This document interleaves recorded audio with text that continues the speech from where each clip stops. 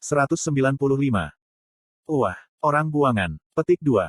Apa? Bagaimana dia bisa masuk? Inkarnasi yang melihatku berteriak. Aku berlari melewati kerumunan dan menyembunyikan diriku di bayang-bayang kota. Karena hukuman pengasingan, potongan cerita jatuh dari tubuh saya seperti darah. Area di sekitar lengan dan jantung kananku stabil dari penyerapan fragmen cerita baru tetapi sisanya berbeda. Inkarnasi mungkin melihat ini dan menyadari bahwa saya adalah orang buangan. Kemana kamu pergi? Bukankah kita seharusnya melaporkannya? Petik 2. Yah, dia akan segera mati. Ayo pergi saja. Itu tidak aneh. Ini bukan pertama kalinya mereka melihat pengasingan. Mereka takut akan orang buangan karena mereka tidak tahu apa yang akan dilakukan orang buangan. Saya bersandar di dinding gang dan orang-orang yang melihat saya dengan cepat berpencar. Lokomotif sihir yang muncul juga berperan dalam menenangkan situasi. Inkarnasi menemukan lokomotif ditutupi dengan cat hitam yang tidak menyenangkan dan mundur dengan cemas. Mundur. Seorang bangsawan akan datang. Petik 2. Sebuah lokomotif berjalan melalui pusat kompleks industri. Saya tidak tahu pasti tetapi sepertinya itu adalah tamu dari kompleks industri lain. Mungkin bangsawan peringkat tinggi dunia iblis ada di dalamnya. Seseorang yang sekuat Reinhardt of Paradise mungkin mengendarai lokomotif itu.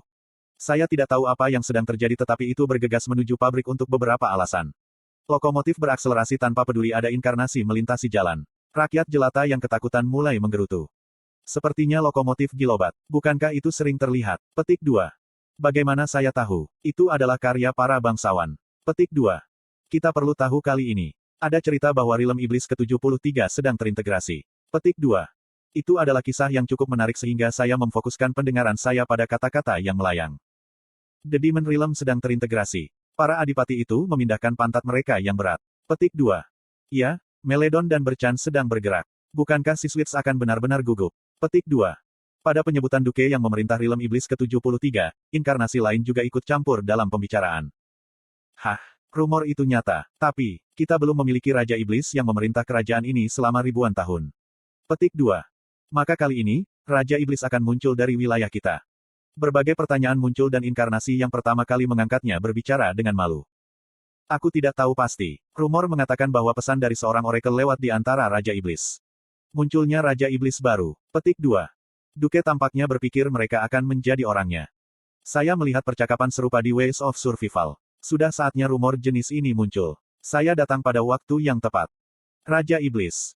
Saya melihat lokomotif bergerak menjauh. Kompleks industri juga memiliki peringkat. Para bangsawan adalah mereka yang mendominasi kompleks industri. Warga adalah inkarnasi di berbagai tingkatan. Warga yang kehilangan cerita dan jatuh adalah budak yang disingkirkan. Sekarang hanya ada 3 kelas ini tetapi ceritanya sangat berbeda begitu Raja Iblis datang. Raja Iblis, seorang penguasa yang memerintah dunia iblis, seseorang dengan kekuatan absolut di satu dunia. Tidak ada cara bagi spesies di sini untuk tidak mematuhi Raja Iblis. Di alam iblis, Raja Iblis memiliki status kuat yang sama dengan konstelasi tingkat narasi. Mungkin adipati dari Realm Iblis ke-73 mencoba untuk menjaga kemunculan Raja Iblis semacam itu. Setelah Raja Iblis muncul, hanya masalah waktu sebelum sistem tenaga saat ini runtuh. Namun, Raja Iblis harus diciptakan. Itu sebabnya saya datang ke dunia iblis. Informasi kedua, cari toko jam etika. Petik 1. Sebuah pesan baru tiba dan saya mengangkat kepala untuk melihat ke langit. Dalam kegelapan, energi samar pria Weni bisa didengar. Untungnya, pria Weni itu tidak kekurangan akal sehat. Ada pepatah di antara para Dokkaebis bahwa, mereka belajar moral dari seorang pria Weni, tetapi ini karena para Dokkaebis membenci para pria Weni. Di sana Anda akan dapat memperoleh apa yang Anda inginkan. Aku mengangguk ringan dan lelaki Weni menghilang lagi. Toko jam etika. Tampaknya pria Wenen menyadari metode untuk mendapatkan skenario dunia iblis. Bahkan, ada informasi di toko jam di Ways of Survival. Meski begitu, saya meminta informasi dari pria Weni agar tidak menarik perhatian yang tidak perlu. Itu perlu untuk bergerak sesuai dengan probabilitas. Aku melihat ke bawah ke lengan kiriku yang hampir putus. Saya tidak bisa mendapatkan skenarionya segera hanya karena saya pergi ke toko jam. Sebaliknya, ada cara untuk meringankan hukuman pengasingan. Etika Clock Store adalah tempat yang ada untuk tujuan itu sejak awal. Saya bergerak tanpa penundaan. Itu tidak ada di sini. Bukan gang ini. Saya menarik kerah saya sehingga cerita yang rusak itu tidak terlihat dan berlari melalui lorong-lorong kompleks industri. Namun, saya tidak dapat menemukan toko jam. Itu alami. Tidak ada yang namanya jam di dunia iblis. Hal-hal seperti itu hanya bermakna bagi makhluk dengan kehidupan sesingkat manusia. Akan lebih mudah menemukan jika saya bisa membaca Ways of Survival. Tidak ada cara untuk membaca file teks karena tidak ada smartphone. Jika saya tahu ini, saya akan meminta Bihyung untuk menyiapkan smartphone untuk saya sebelumnya. Pada akhirnya, Haruskah saya mengambil risiko dan meminta seseorang untuk lokasi etika Clock Store? Tiba-tiba, seseorang memukul bahu saya. Apa yang salah dengan matamu? Ah, maafkan aku. Jadi bagaimana jika kamu menyesal? Sial, aku menjatuhkan bagian karena kamu. Kotoran. Orang itu kira-kira berumur 15 tahun. Seorang pria muda yang cantik sedang menatap saya dengan mata dingin sambil membawa bagian-bagian mekanik. Ya, aku minta maaf. Saya bertanya-tanya apakah perlu untuk mengutuk tetapi anak itu berbicara lebih cepat dari saya. Jika kamu menyesal maka cepat ambil mereka. Saya kewalahan oleh kata-kata ganas yang mengalir dari bibir tampan dan mengambil bagian yang jatuh. Rasanya seperti, Kim Dokja, lama tiba-tiba muncul. Saya kira saya mengambil bagian terlalu cepat, menyebabkan anak itu tertawa. Sial, aku akan melepaskanmu sekali ini. Lain kali hati-hati. Bocah itu mengambil bagian-bagian itu, menatapku dengan mata berbeda dan bergegas ke depan lagi. Lalu mengapa? Saya melihat wajahnya dan merasa seperti dipukul di belakang kepala dengan palu. Itu bukan karena saya dimarahi oleh seseorang yang lebih muda dari saya. Orang itu. Seperti setiap novel fantasi, ada karakter cantik dan tampan di Ways of Survival. Di antara karakter yang cantik dan tampan, ada yang digambarkan sebagai setara dengan Yo Jong Hyuk. Kyrgios Rothgraim yang saya temui di Peaceland adalah kasus seperti itu. Ngomong-ngomong, dunia ini berisi orang-orang yang lebih cantik dari Kyrgios. Dalam kasus seperti itu, ekspresi apa yang harus digunakan? Bocah itu begitu cantik sehingga Yo Jong Hyuk harus memukul pipinya 2 kali. Selain itu, deskripsi ini hanya dilampirkan pada 3 orang di Ways of Survival. Saya menemukanmu. Ada jalan besar dan seluruh rak toko rusak. Sial, ini sudah ketiga kalinya. Itu juga sebuah rak dengan pekerjaan di atasnya. Aileen, pembuat jam tangan etika, menekan kutukan dan bertanya dengan senyum tenang. Apa yang sedang kamu lakukan? Apa yang saya lakukan? Bukankah seharusnya kamu sudah tahu setelah mengalaminya 3 kali? Petik 2. Tidak, itu yang ingin aku katakan. Apa yang Anda inginkan dari pemilik toko jam? Petik 2.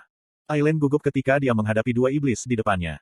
Setan Baron Melon, setan Earl Siloke. Kedua setan itu adalah bangsawan terkenal di kompleks industri Siswits. Salah satu iblis tertawa ketika dia mengulurkan tangan yang memanjang.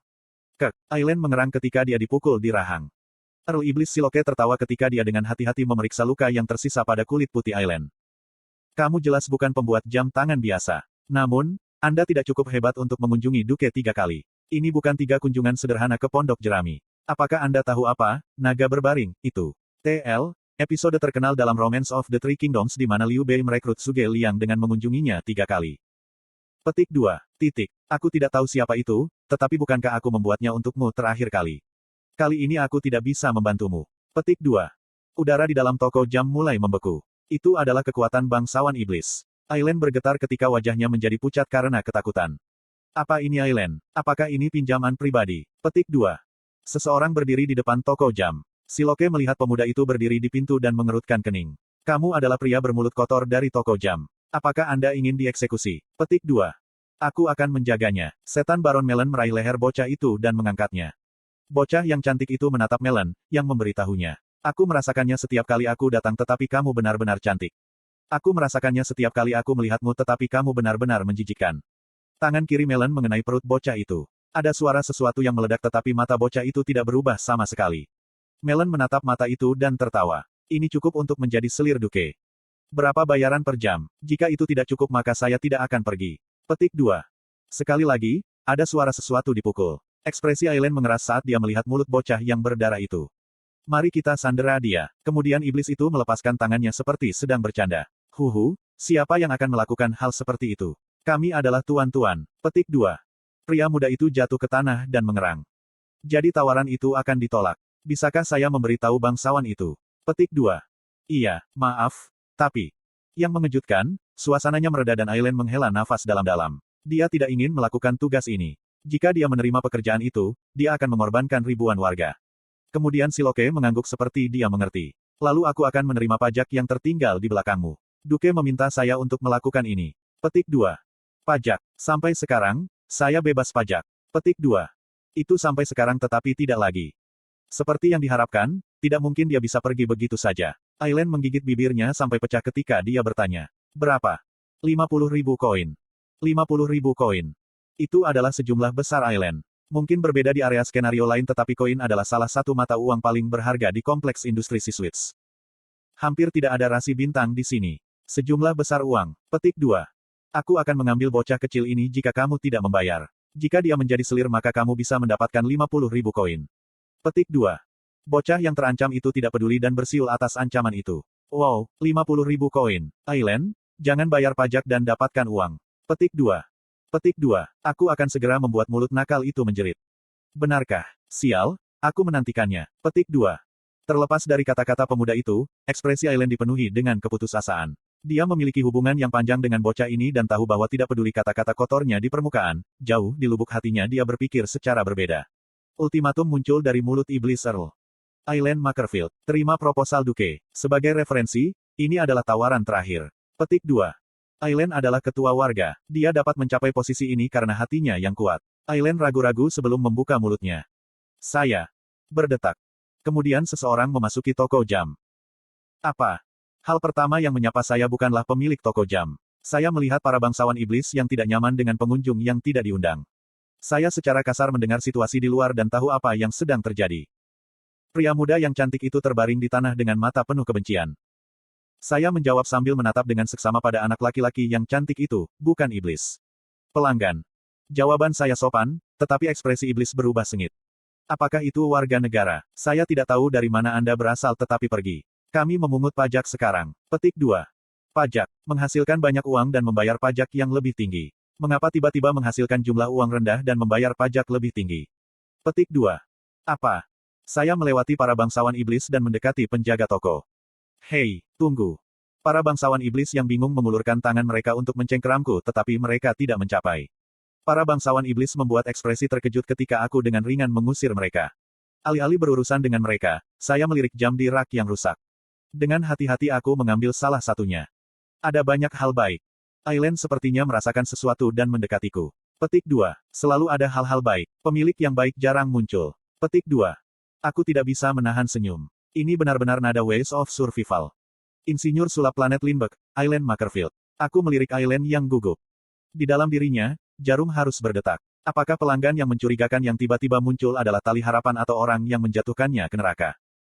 Saya memutuskan untuk menghilangkan beberapa kekhawatirannya. Saya ingin memesan sesuatu yang istimewa. Bisakah kamu membuatkannya untukku? Petik 2. Mata Aileen tumbuh lebih besar pada kata-kataku. Hanya ada satu jenis pelanggan yang akan datang ke sini untuk hal khusus. Aileen melihat para bangsawan iblis dan bertanya dengan hati-hati. Berapa biaya komisi? Aku tersenyum padanya sebelum menatap para bangsawan iblis yang menatapku. 50.000 koin. TL, Rainbow Turtle.